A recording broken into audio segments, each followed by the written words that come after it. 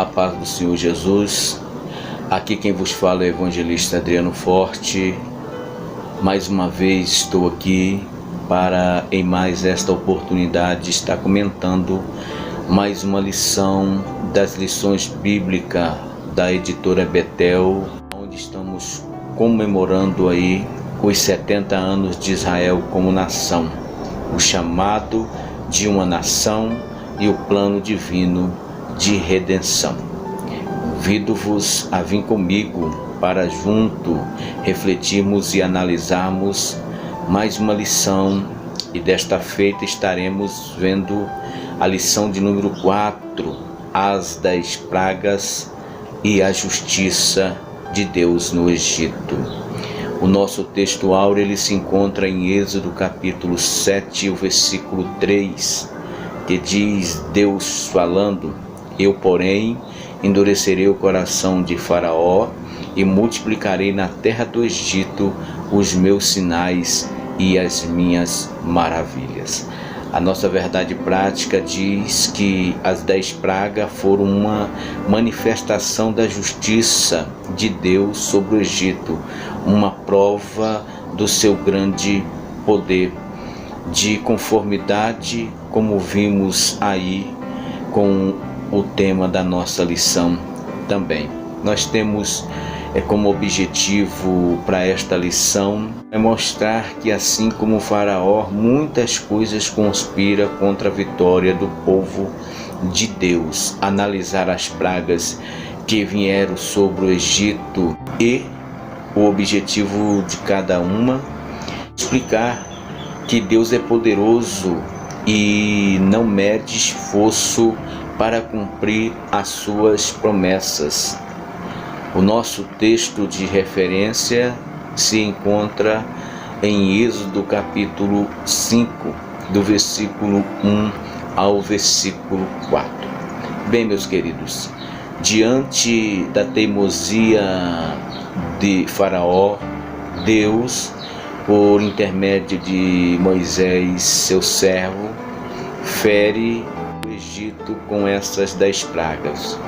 E isto está mostrando que somente Deus tem todo o poder e é Ele quem toma a última decisão sempre.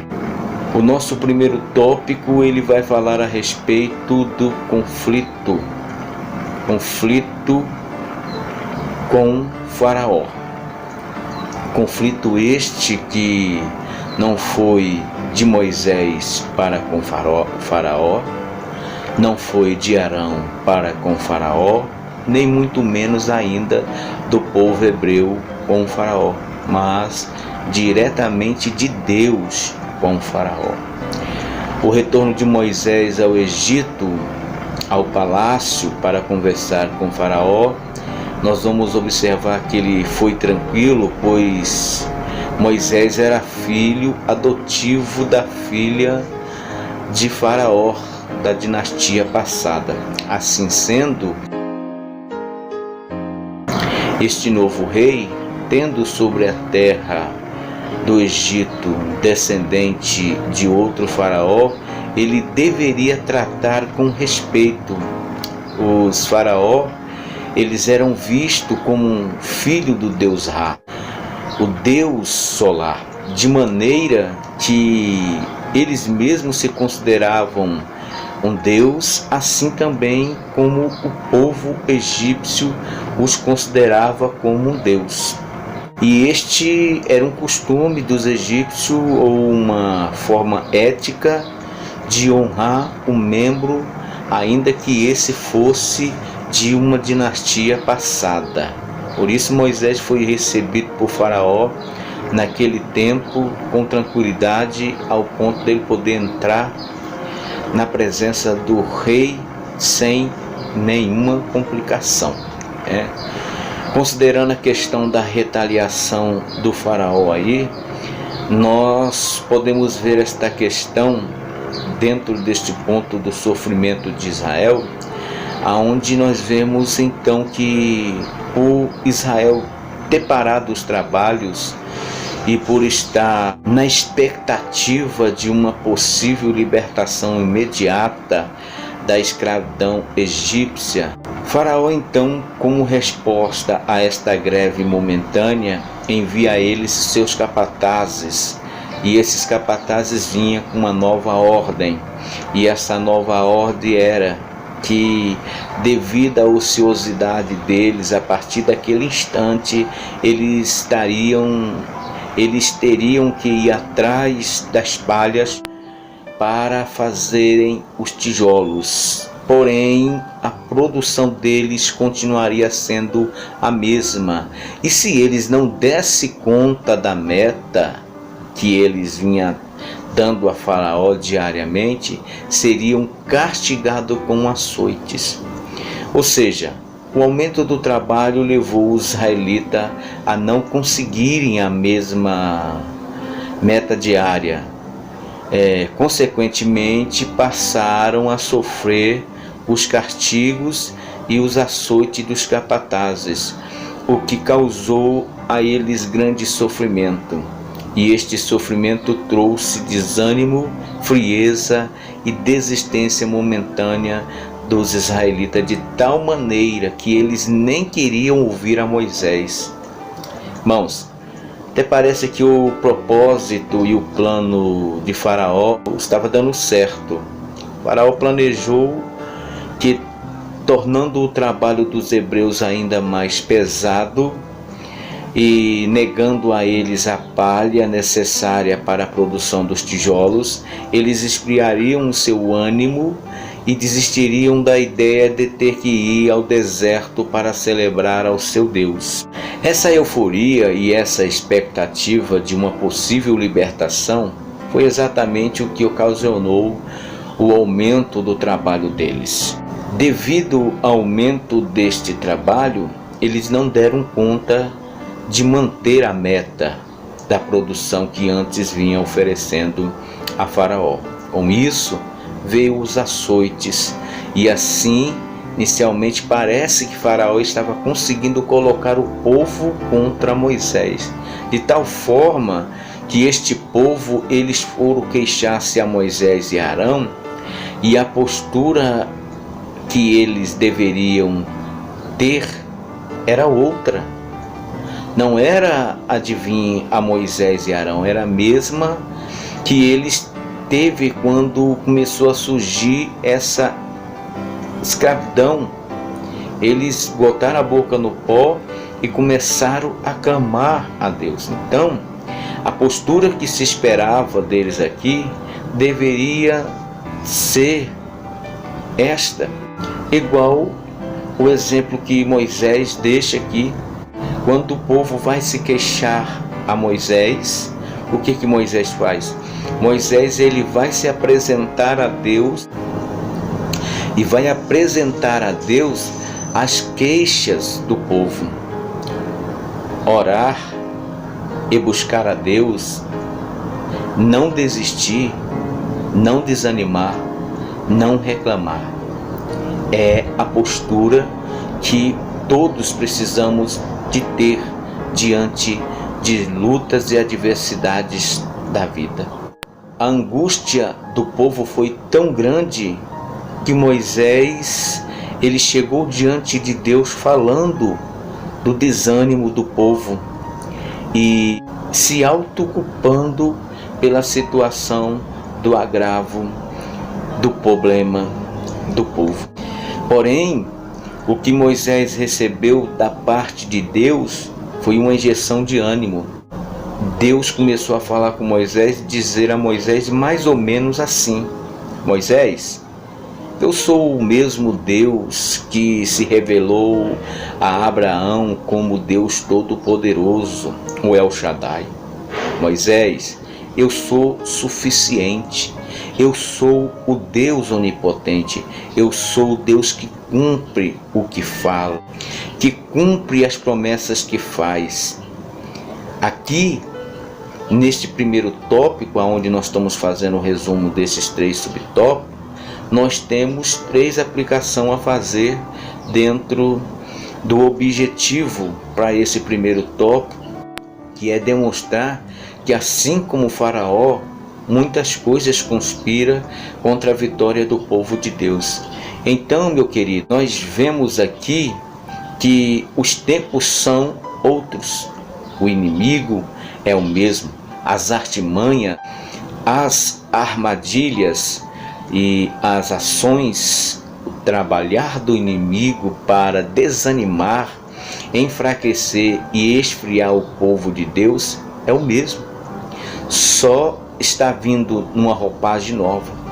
É como nos diz a sabedoria em Eclesiastes capítulo 1, versículo 9, a última parte lá do versículo: nada é novo na terra.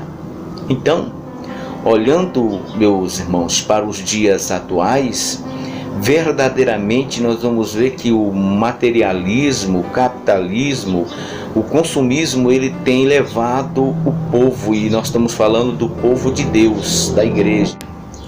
E então está levando esse povo a estarem cada vez mais ocupado em conquistar as coisas materiais, e estamos vivendo dias em que os valores estão invertidos.